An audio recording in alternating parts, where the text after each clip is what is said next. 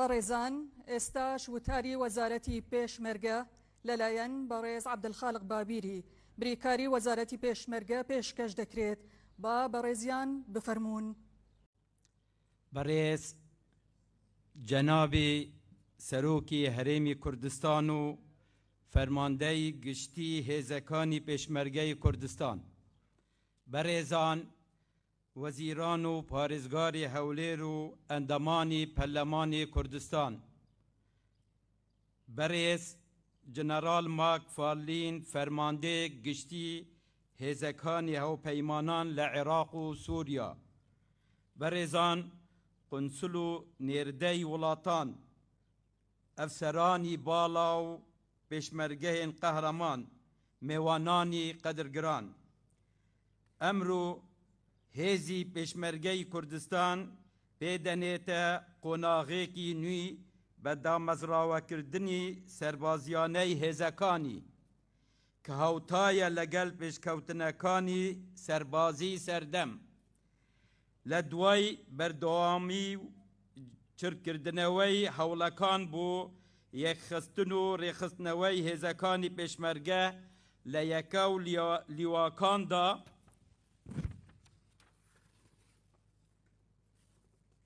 خوشبەختانە هەنگاوی گەورە و جێبایەغدان و خواستی فراوانکردنی و بەرەو پێشبردنی ئەو پرۆسەیە بەردەوامی هەیە.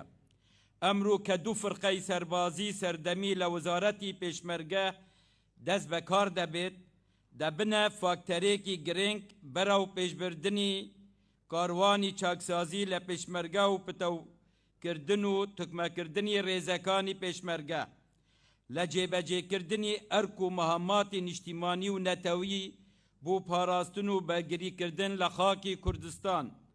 بەڕێزان لێرەوە دووپاتی دەکەینەوە، ئێمە لە وەزارەتی پێشمەرگە بەردەوام دەبین لە جێبەجێکردنی کارنامەی چاکسازی حکومەت لە ناو هێزەکانی پێشمەرگە. بۆ ئەمەش ئیرادەیەکی بەرز هەیە لە بەجێگەیاندنی ئەو ئەرکەدا. لەم نێوەندەشدا نابێت ڕۆلی ڕاوێژکارانی باڵای سەربازی هەوپەیمانان لە یاد بکەین کە ڕۆلێکی گرنگ و کاریگەریان لە پێشێخستن و گەچەساندنی هێزەکانی پێشمەرگەدا هەیە. ئەم هاوکاری و هەماهەنگیەی هاوپەیمانان بۆ هێزەکانی پێشمەرگە بەرز دەنرخینین.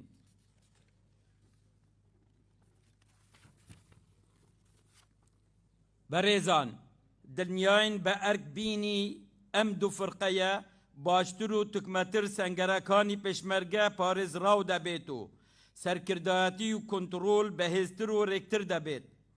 لەم ڕوانگەیەشەوە خوازیارین هەماهەنگی و پەیوەندیەکانمان لەگەڵ سوپای عێراقی فدرال بەرەو باشتر و فراوانتر بچێت، بە تایبەت لەو ناوچانەی بوشایی ئەمنی هەیە. لەم بوونەیەدا بە دەرفەت دەزانم داوا لە بەڕێزان لە حکومەتی عێراق و وەزارەتی بەرگری حکومەتی ناوەندی بکەم کە هەرچ زووە بۆ دەست بەکاربوون و ئەرکبینی ئەو دوو لیوا هاوبەشەی لە نیوان وەزارەتی پێشمەرگە و سوپای عێراق کە بڕیالی لێدراوە بۆ ئەوەی چیتر دوا نەکەوێت کە بێگومان بە دەست بەکاربوونی ئەو دوو لیوا هاوبەشانەیە کانگیر دەبێت لەگەڵ بەرنامە و پلانی ئەرکەکانمان لە پاراستنی ناوچەکە لە مەترسیەکانی ترور و تروریستان. لە کۆتاییدا دووبارە سوپاسی جەنابی سەرۆکی هەرێمی کوردستان و سەرۆکی حکومەتی هەرێم دەکەین بۆ پشتیوانی و پاڵپشتیە بەردەوامەکانیان لە وەزارەتی پێشمەرگە و سەرێخستنی ریفۆرمی وەزارەتی پێشمەرگە. هیوای سەرکەوتن و پێشکەوتنی زیاتر بۆ هێزی پێشمەرگەی کوردستان دەخوازین و کوردستان ئارام و سەلامەت بمینێت. هەر شاد بن. زۆر سپاس.